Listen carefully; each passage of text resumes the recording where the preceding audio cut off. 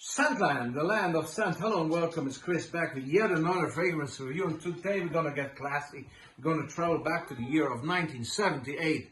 The parfumeur is Gérard Anthony and the house is Loris Azzaro. And the fragrance is called, oh yes, you guessed it by now, Azzaro Pour Homme, 1978. This is a benchmark barbershop fragrance released by the house of Azzaro back in 1978 by the parfumeur Gérard Anthony, and it's still around today. It was extremely popular in the mid-80s, one of the best-selling fragrances of all time, and let us see what it has become to today. It's still around, as I say, still very much enjoyable and available.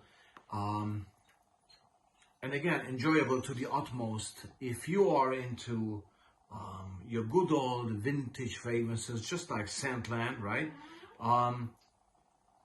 It has changed a bit. I met this fragrance the first time in 1993, so 30 years ago, okay? It was a bit more dense and intense at the time. It has lightened up a bit, but to its benefit. It's easier to wear. Yet it maintains still the same character. It has this lavender, anise, sort of lemony barbershop vibe to it, okay?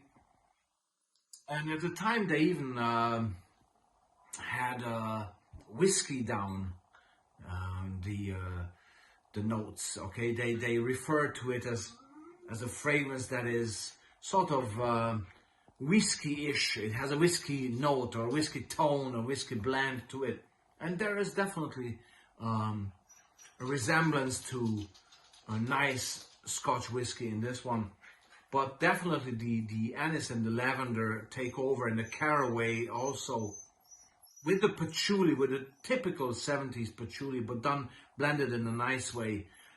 They create a composition that is not just anything. It is Azzaro Pour Homme. It's Azzaro Pour Homme, which is a smell that has become an institution at this point, okay?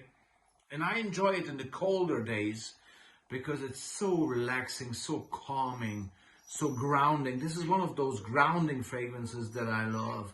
It has still a great performance, eau de toilette, and it really, especially in clothing and hair, performs 24 hours at this point.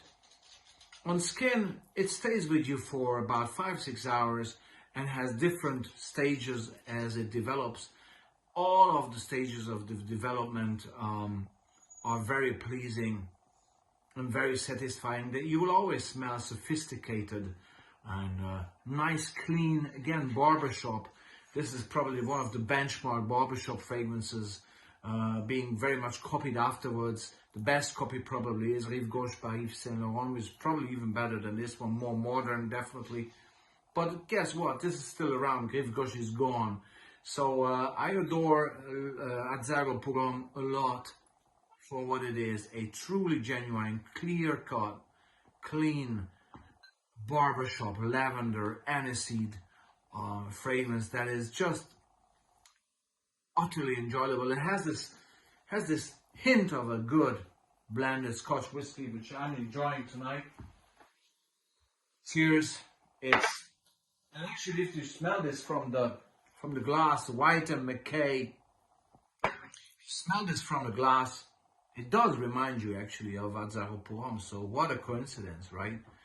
They're beautiful together, and enjoy. It's just an utterly beautiful, classy fragrance. Chin chin, take care, and see you soon for yet another fragrance review. It's almost as if I could drink Azzaro Pour Homme, huh? Beautiful.